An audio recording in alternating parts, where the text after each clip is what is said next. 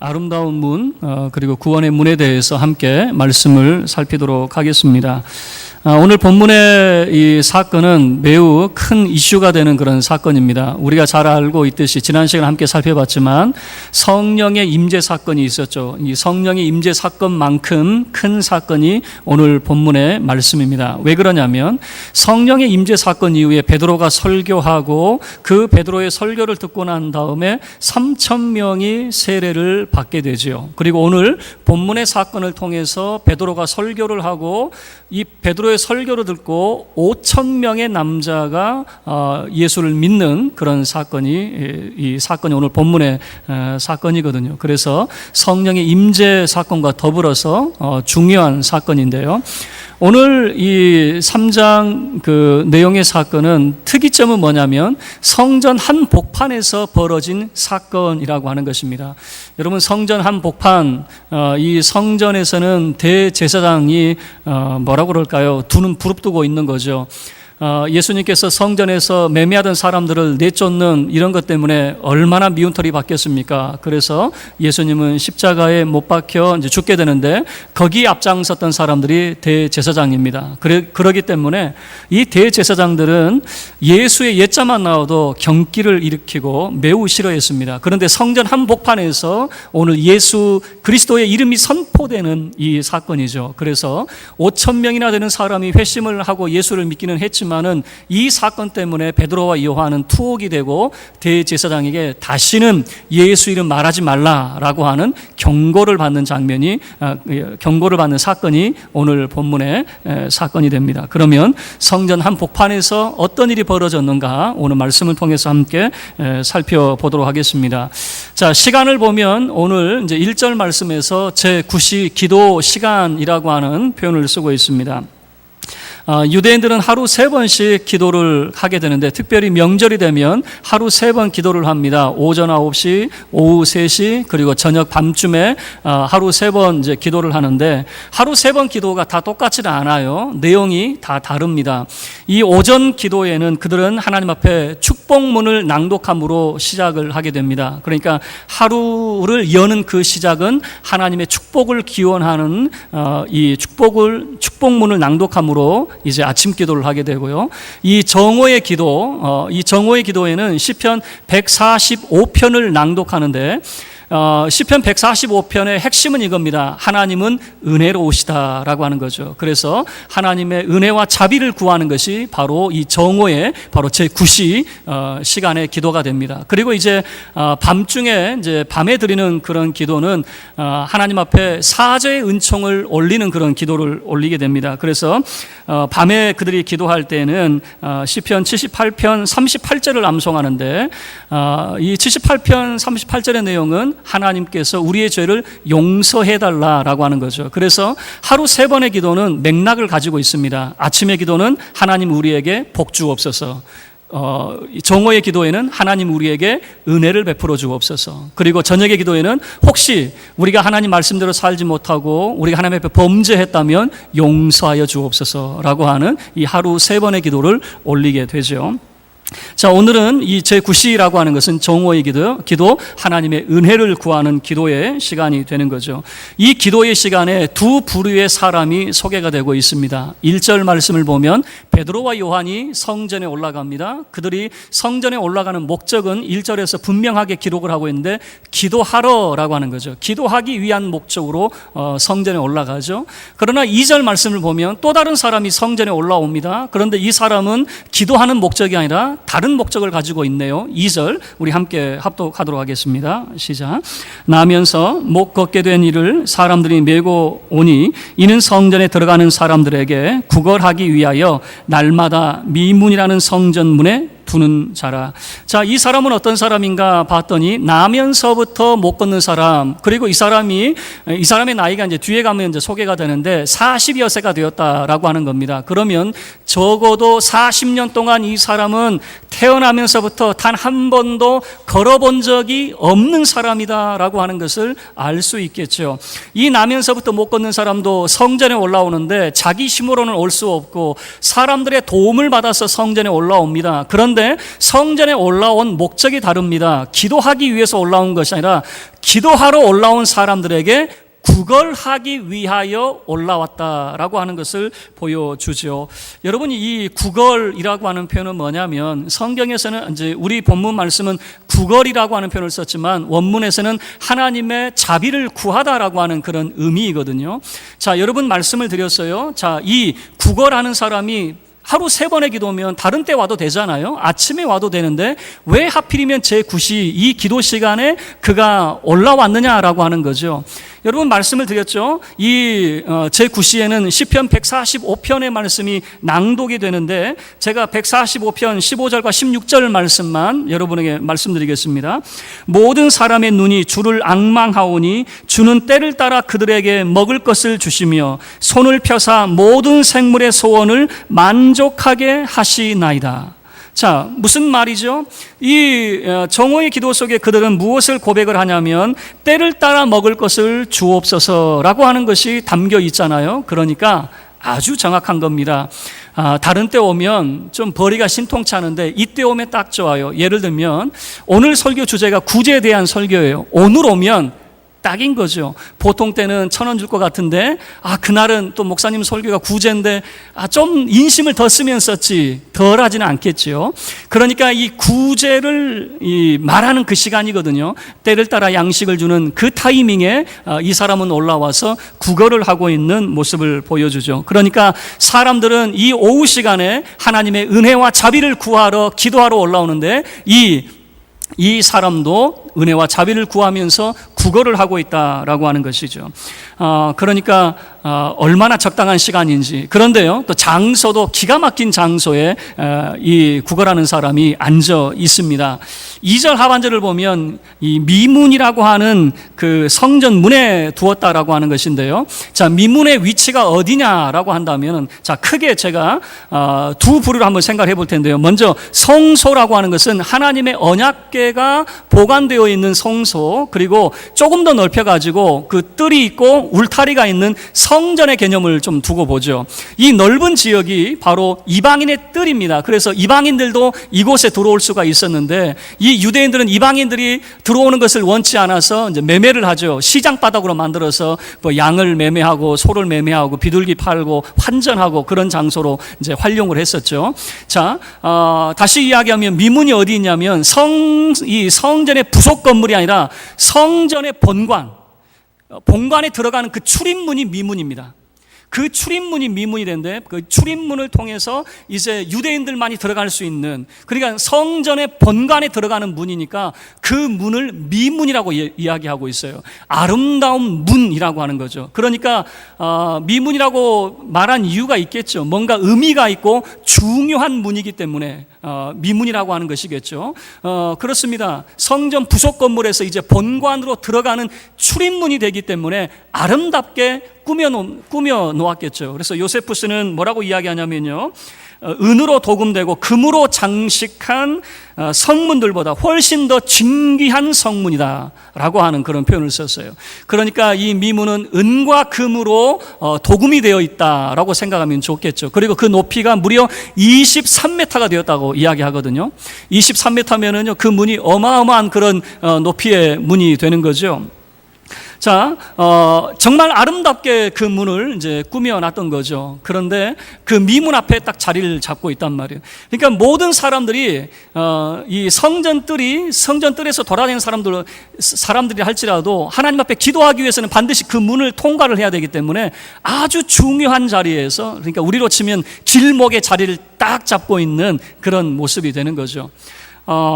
그런데 마침 이제 3절 내용을 보면 베드로와 요한이 성전에 들어가려 함을 보고 이 구걸하는 사람이 이제 베드로와 요한에게 이제 구걸을 하게 되는 거죠. 지금 뭔가를 달라, 자비를 베풀어 달라라고 이제 요청을 하는 거죠. 이제 그럴 때 여러분 4절 말씀을 보면요, 베드로와 요한이 뜬금없는 그런 행동 하나를 하게 됩니다. 4절 보시면 베드로가 요한과 더불어 주목하여 이르되 우리를 보라라고 하는 거죠. 우리를 보라. 베드로와 요한이 서로 이제 말하면서 그 구걸하는 사람에게 우리를 봐라라고 하는 거죠. 우리를 봐라라고 하는 말의 의미가 뭐죠? 아니, 안 줄 것 같으면 그냥 지나가면 되잖아요. 그런데 우리를 봐라라고 하는 것은 준다는 말이에요? 안 준다는 말이에요? 준다는 말이죠. 자, 그랬더니 5절 말씀을 보면 그가 그들에게서 무엇을 얻을까 하여 바라보거늘이라고 하는 것이죠. 아마 이제 처음에 국어를 할 때는 고개를 숙이고 했던 것 같아요. 아마 쳐다보지 않았겠죠.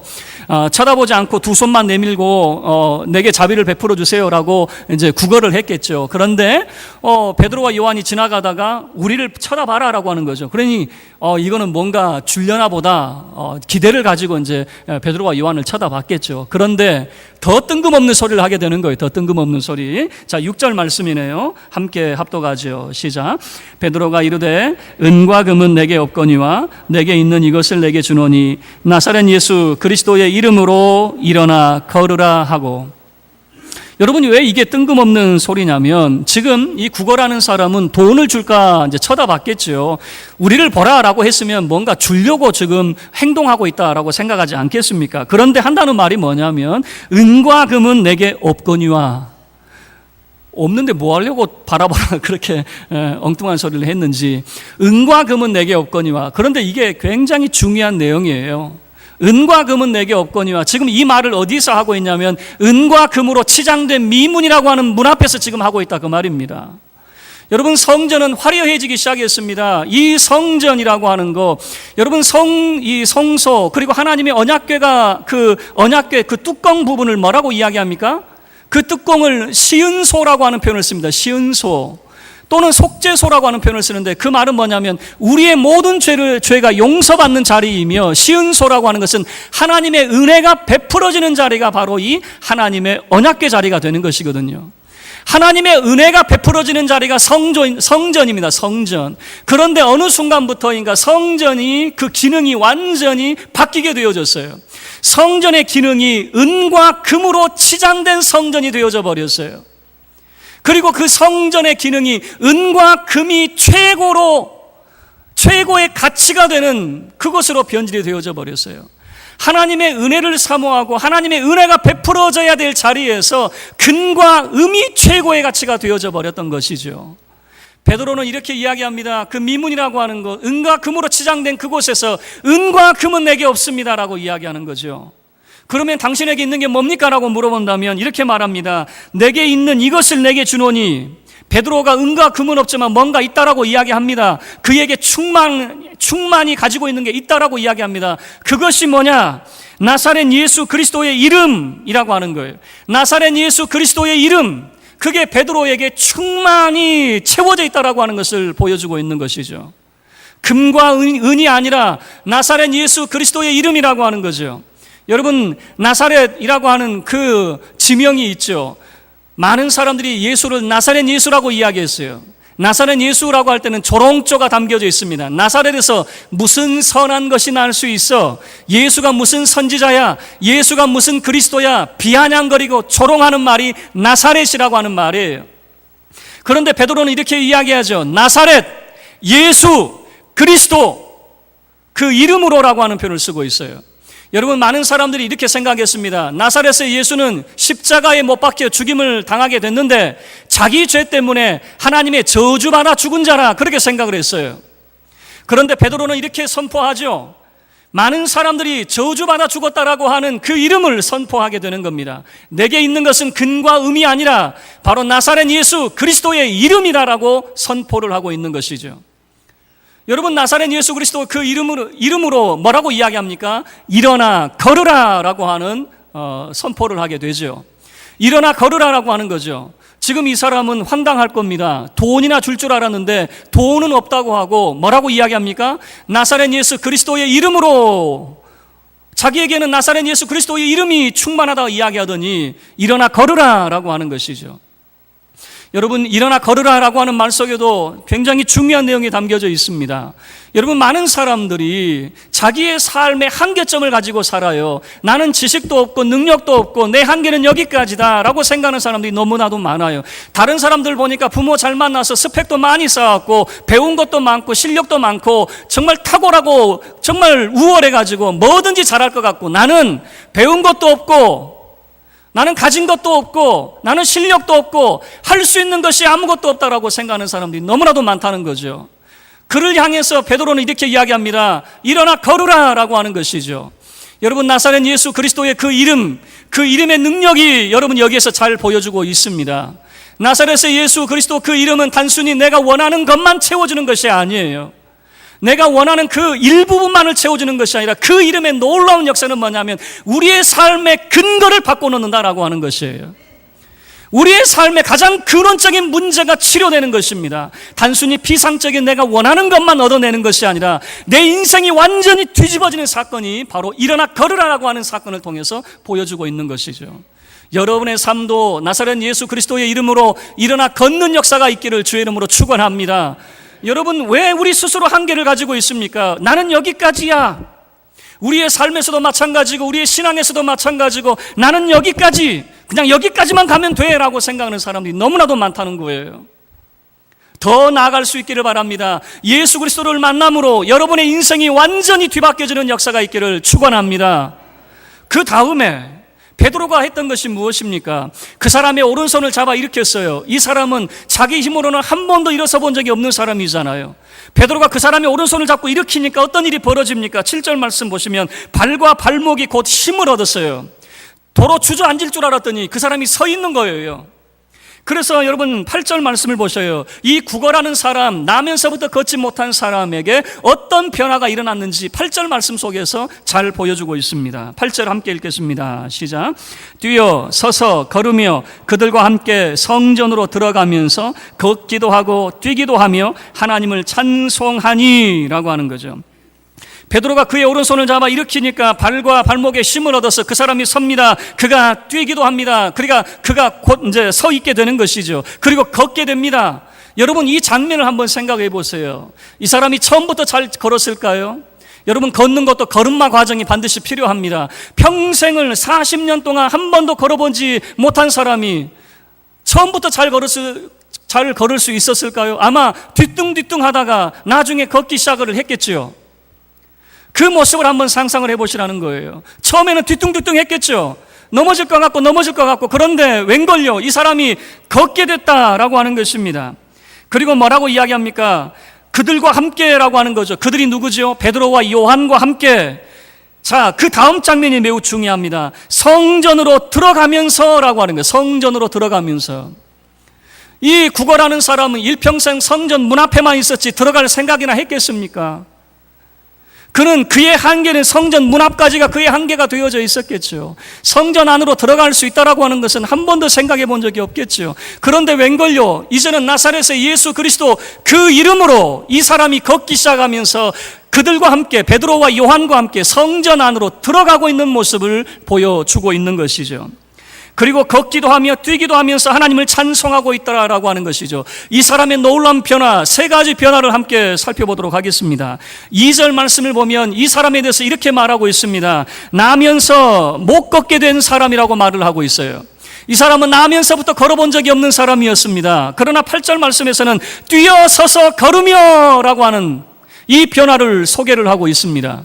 걷지 못했던 사람이 이제는 걷는 사람으로 바뀌게 되어졌습니다. 그리고 2절에서는 이렇게 소개하고 있습니다. 날마다 미문이라는 성전 문에 두는 자라고 하는 표현을 썼습니다.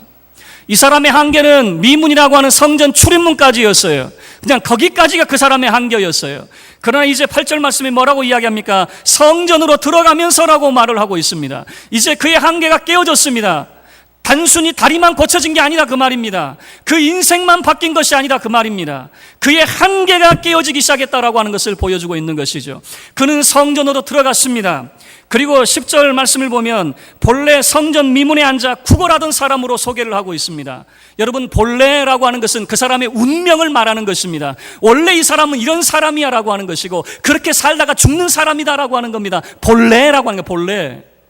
본래 그 사람이 어떤 사람이에요? 미문에 앉아 구걸하던 사람이에요. 구걸하는 사람이 그 사람의 운명이란 말이에요. 그러나 8절 말씀에 그 사람이 어떤 모습으로 바뀌게 됩니까? 하나님을 찬송하는 사람으로 바뀌게 되었다라고 하는 것을 보여주고 있는 것이죠. 그의 입술은 구걸하는 입술이에요. 내게 자비를 베푸소서라고 하는 것이 그 입술이었어요. 그 구걸하는 입술이 찬양하는 입술로 바뀌더라 그 말입니다. 여러분의 입술이 구걸하는 입술에서 찬양하는 입술로 바뀌기를 주의 이름으로 축원합니다. 목사인 제가 여러분의 기도를 들어보면 구걸하는 기도를 너무나도 많이 한단 말이에요. 하나님 이거 필요해요, 저거 필요해요. 맞아요. 그게 필요 없다는 거 아니에요. 그러나 늘 구걸하는 기도만 하고 있는 사람이 있어요. 다시 이야기하면 그 성전에 들어가 보지도 못하고 그 출입문 앞에만 앉아가지고 구걸하고 있는 거죠.